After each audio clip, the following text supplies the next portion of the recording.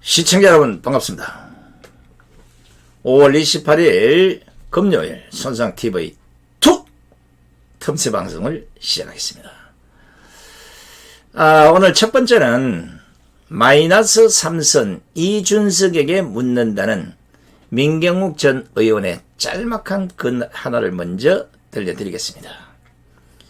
마이너스 3선 이준석에게 묻는다. 그동안 문재인은 얼마나 비판해왔나? 그동안 북한은 또 얼마나 비판해왔나? 이정희를 아직도 가장 존경하는가? 박근혜 대통령 탄핵에는 아직도 문제가 없었다고 생각하는가? 하태경, 유승민을 대통령 만들겠다고 했는데 둘 중 누구로 결정했나? 아직 양다리 걸치기인가? 아직도 한국과 미국의 부정선거가 없었다고 믿는가? 지금까지 11년간 정치인으로 살아오면서 젊은이다운 패기로 성취한 성과를 4가지, 아니 4가지만 얘기해보라. 그럼 그대의 젊음에 박수를 치겠다. 단! 오세훈 선거 캠프에서 스타크래프트 게임한 건 안 쳐준다. 자, 우리 민경욱 의원이 사실은요, 이준석에 대해서 페북에 비판글을 많이 올렸습니다. 물론 보면 한심하겠죠. 더더욱이나 이준석이는 박근혜 대통령 불법 탄핵도 정당해놨고 4.15 부정선거는 없다고 하는 친구고, 심지어 태극기 세력을 키어 축제나 하는 동성애자들 그 집회하고 똑같이 취급을 한, 야가 세상 무슨 걸 모르고 깜놀을 하고 있는 겁니다. 언젠가는 손상대 앞에서 무릎 꿇고 울 날이 있을 겁니다. 다음은 진실은 녹슬지 않는다는 안원정님의 글입니다. 사실 나 역시 박근혜 대통령을 아버지의 후광을 등에업은 맹한 공주일 뿐이라고 생각했었다. 지난 선거 때 그녀에게 투표를 한 건 문재인이 절대로 대통령이 되면 안 된다고 생각했기 때문이었을 뿐이었다.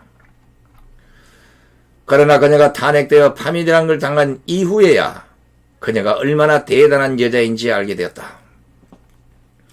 그녀는 이 혼탁한 정치판에서 대통령도 모든 권위를 버리고 청렴할 수 있다는 것을 보여주었다.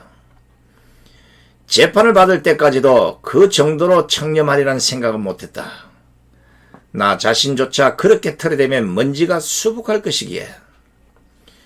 그녀는 이 나라의 국민들이 얼마나 저열하고 한심한지를 모두에게 보여주었으며, 그녀 대신 대통령이 된 자로 인해 지도자란 것이 얼마나 중요한 것인지를 뼈저리게 느끼게 해주었다. 또한 그녀는 우리가 피상적으로만 느끼고 있었던 좌파들의 위험성을 확연하게 알게 해주었다. 동시에 그들이 구석구석 암처럼 퍼져 나라 전체를 썩어가게 하고 있다는 것과 국민들이 지식 유무와 상관없이 얼마나 우매스러운지도 알게 해주었다. 그러나 그녀가 정말 위대한 것은 이 나라를 진정으로 걱정하는 사람들의 눈을 뜨게 해주었다는 것이다. 그녀는 우리가 얼마나 안일했던가를 알게 해주었고, 이제는 행동으로 움직여야 한다는 것을 알게 해주었다. 세상을 바꾸는 것은 말이나 글이 아니라 행동이라는 것과 혼자서가 아니라 뭉쳐야 한다는 것도 깨닫게 해주었으며, 함께 싸워야 한다는 것도 알게 해주었다.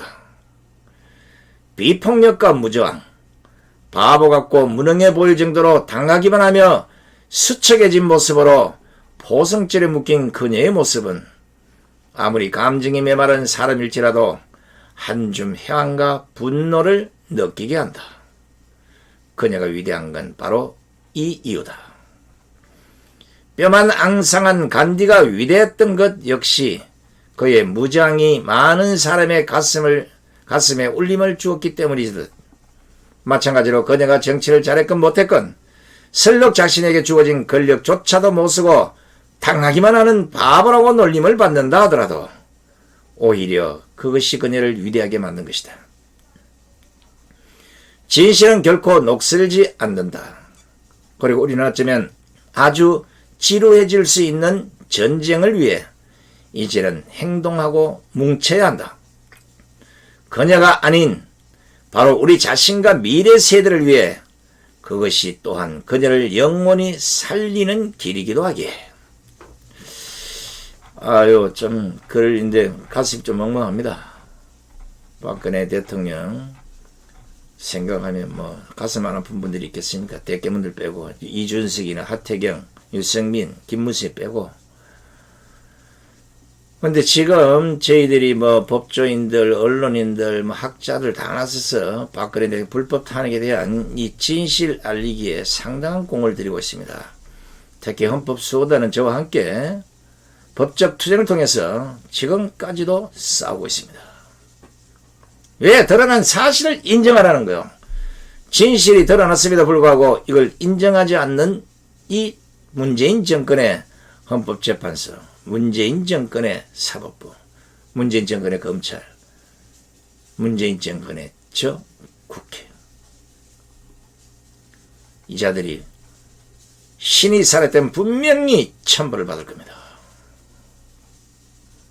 그 무언의 투쟁으로 4년 동안 감옥에서 진실을 기다리고 있는 박근혜 대통령을 위해서라도 우리는 이번에 분명히 이준석이가 국민의힘 당대표가 되면 안 될 것이라는 이 국민적 여망도 우리가 곰곰이 한번 생각해 보셔야 될 겁니다. 박근혜 대통령의 그 자존심, 저도 가서 수갑 차고 온몸에 포성줄 딱 묶어보면 자존심 완전 바닥까지 내려갑니다. 이재수 전 기무사령관이 이런 꼬라지를 못 참아서 극단적 선택을 했듯이 명색이 대통령인데 그것도 현직 대통령에서 탄핵까지 불법 탄핵까지 당해가면서 수갑과 포성줄에 묶일 때 그 자존심 아마 당해보지 않은 사람은 잘 모를 겁니다. 그리고 빼앗긴 이 정권, 문재인 정권의 4년은 고통 속에 살았습니다. 지금도 고통입니다. 이 말씀대로 이제 우리에게 진정으로 나라를 걱정하는 눈을 뜨게 해준 만큼 행동으로 움직여야 한다는 것, 여기에 공감하면서 이제 더 이상 이 주사파 정권 같은 이런 흉악무도한 정권이 대한민국에 나타나지 않기 위해서라도 우리 모두가 똘똘 뭉쳐야 할 것입니다. 이제 마지막으로 과연 국민을 위한 정치인가라는 최영호님의 글입니다. 점심 약속이 있어 서울 시내에 나갔다가 돌아오는 길에 곳곳에서 집권 여당인 민주당의 지역구 의원들이 길 옆에 걸어놓은 플래카드가 눈에 들어왔다. 최근 미국 워싱턴을 방문하고 귀국한 문재인의 한미 정상회담과 관련해 소위 한미 정상회담 성공을 축하한다는 내용의 플래카드였다. 이번 문재인과 바이든의 한미 정상회담 결과에 대해 여기에서 논평할 생각은 없다. 오늘 내가 몇 명의 여당 의원들 이름으로 걸어놓은 플래카드를 보면서 든 생각은 민주당은 저 형편없는 대통령이 임기가 1년도 남지 않았는데도 저렇게 기회만 있으면 띄우려고 당 차원에서 기획하고 일제히 플래카드를 통해 홍보하는데 지금 야당인 국민의힘 저 인간들은 박근혜 정부 후반부에 도대체 무슨 짓들을 했는가 싶은 생각이었다. 되돌아보면 이미 탄핵 정변 전에 유승민은 새누리당 원내대표로 있으면서 당시 야당인 현 집권 세력과 야합에서 걸핏하면 박근혜 정부를 궁지에 몰아넣었고 박근혜 정부 공격에 열을 올리던 제도권 언론은 그런 유승민을 띄워주기에 여념이 없었다. 요즘 좌우 언론 할 것 없이 탄핵 세력들이 총동원돼서 리틀 유승민인 이준석을 띄우는 데서도 과거 어디에선가 본 듯한 느낌이 들지 않는가.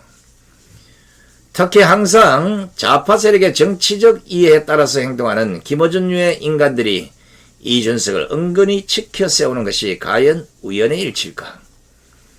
탄핵 쟁변에 원죄가 있는 비좌파 주류 신문들 역시 최근 야당 관련 논조를 보면 정말 가관이다. 이준석의 행보 가운데 그나마 긍정적으로 평가할 수 있는 것은 요즘 들어 우리 사회의 어설픈 페미니즘에 대해 맞선 것 정도다.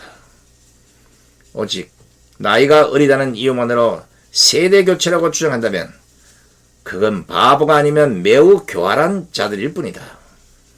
이준석은 세대교체를 주장할 자격도 없고 자력으로 아무런 의미 있는 성취도 없었던 30대 정치 낭인, 정치 건달일 뿐이다. 더 가관인 것은 이준석을 비판한다고 그것이 나경원이나 주호영을 지지한다고 몰아붙이려는 작태가 한심하다. 과거를 거울 삼아 현재를 살며 미래를 설계할 수 있다. 개혁과 혁신도 뿌리를 두고 해야지. 더불어민주당과 청와대가 하고 있는 것이 과연 국민을 위한 정치인가 생각해보기 바란다. 자, 최영원님의 글도 아주 심도 있게 폐부를 찌르고 있습니다. 우리가 지금 현재 한미 바이든과 문재인의 정상회담